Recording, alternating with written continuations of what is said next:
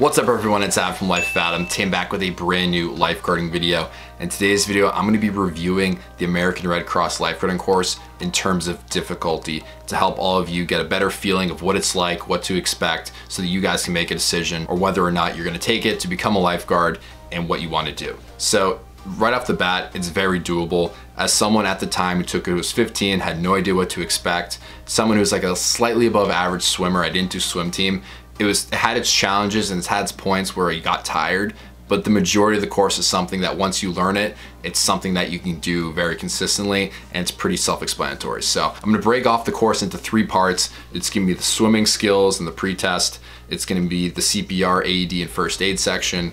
And it's gonna be the written final exam at the very end. I'm gonna give you guys my rating on a scale of 1 to 10 of difficulty and basically give you my thoughts. Now, before I dive into this, if you guys are new to the channel, I'll make a bunch of lifeguarding content about how to pass the course, how to pass the pre-test, basically everything you need to know. So definitely consider subscribing and liking the video to show your support. Now, right off the bat, let's talk about the water skills and the swimming during the lifeguarding course. The most challenging thing for me taking this lifeguarding course for the first time was the 300-yard swim, and it was the deep water backboarding. Now, those are 2 very different things, obviously, at different points of time during the course. But for me, those kind of influenced my rating. So on a scale of 1 to 10, 10 being extremely difficult, 1 being extremely easy, I would say the swimming portion of the lifeguarding course is about a 5. The pre-test at the very beginning, it depends on what you're good at. For me, I was really good at treading water with no hands, but long distance swimming was something I wasn't really used to. So the swimming 300 yards was tough for me because I had to pace myself and I got tired. So for the average person, you can't take that lightly. You have to pace yourself and you have to have really good technique. So that's something to be mindful of.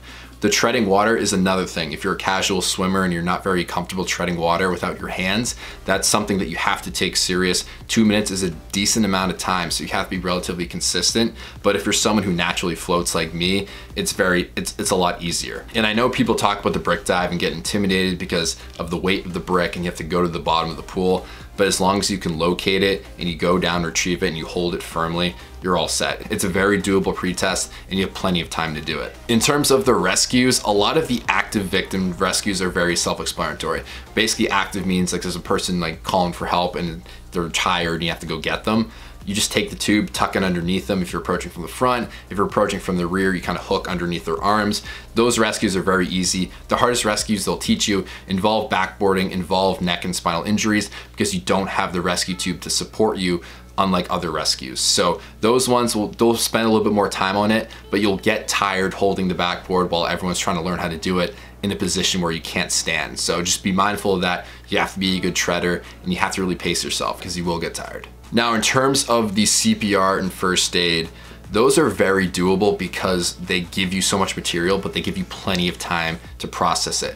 They take you into a room, they'll have a child dummy, an infant dummy, an adult dummy, and they'll basically give you hours to practice checking for pulse and breathing, primary assessment, compressions, using bag valve masks, using the AED, putting on gloves without touching the outside if there's like blood on your hands, stuff like that. They will give you plenty of time to learn that hands-on with dummies, with gloves.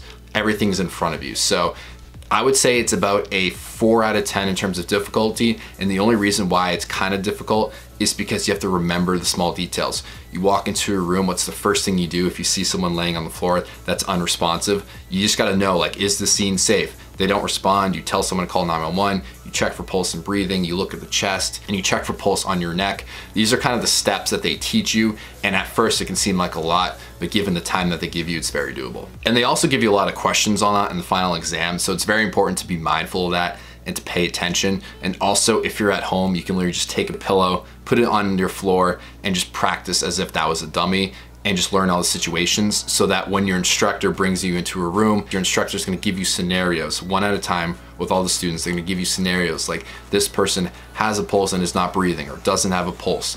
And you're gonna have to act on it as if you understand CPR, rescue breathing, choking victims, all those things. So it's important to pay attention. Now, the last part of the lifeguarding course I'm gonna review is the final exam.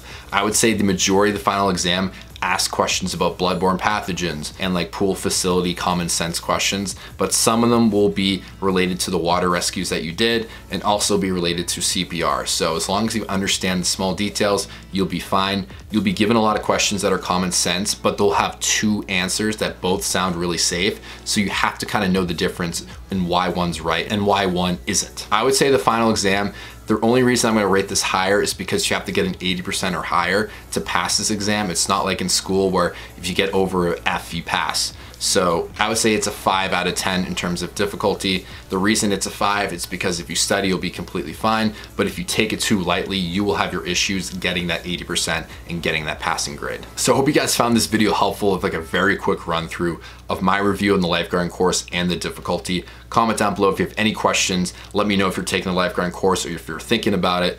And I'll see you guys all in the next video. Like and subscribe. I'll see you all later. Thank you. Peace.